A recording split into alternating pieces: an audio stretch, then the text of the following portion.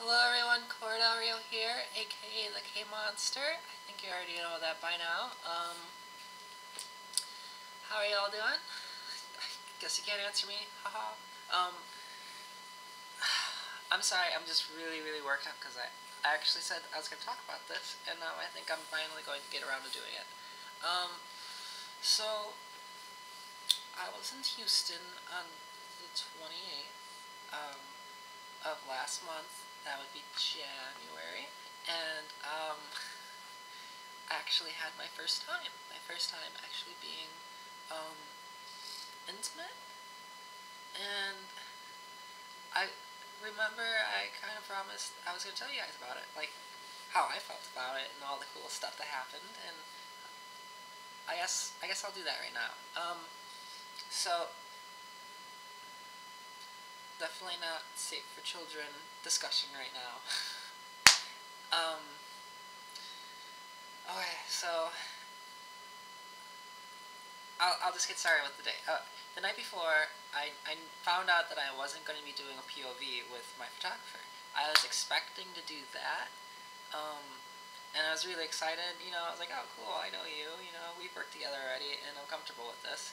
So, I was like, okay, cool. So,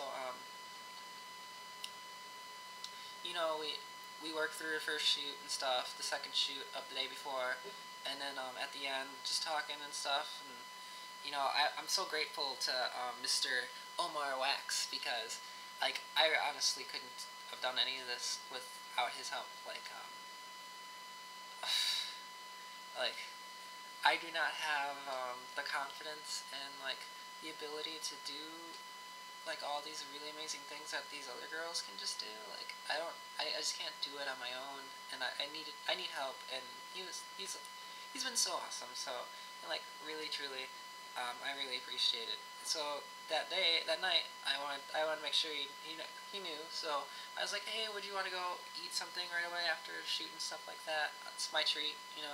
And so that's what we did. And then like while we're getting out ready to go and stuff to go out and eat some I don't even know, I don't remember. It was like breaded alligator, which tastes like chicken, by the way. Breaded alligator tastes like chicken, which is weird. um, yeah. So then he let me know that he's like, yeah. So there's shoot tomorrow. The male talent should be getting in from Dallas at around noon. So then we can meet. You can meet here then, or a little bit earlier, and get ready and stuff. And I kind of caught off guard. I was like, oh, I mean, I thought it was gonna be a POV.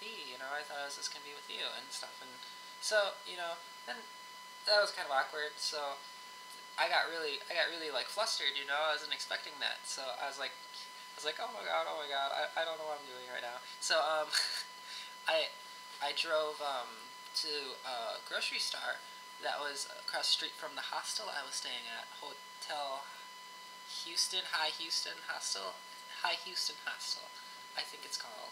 Anyways, there's a grocery store across the street, so I went in there and I picked up the ingredients for an enchiladas, and I didn't pick them all because I didn't want to spend too much money. I had a budget of like $20, and that's not a lot because like $8 is fucking cheese. $8 to $10 is just cheese. So I got there. I bought some rice and some tomatoes, and because I was gonna make some enchiladas with some green verde sauce, and I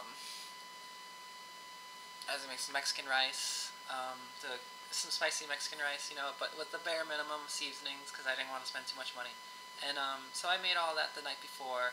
Um, Threw it in the fridge, gave the leftovers to everybody in the hostel, and they all loved it. So I'm I'm a pretty solid cook. I wasn't quite a sous chef at one of the places I worked, but I was about as close as you get before becoming a sous chef. So, but I had to.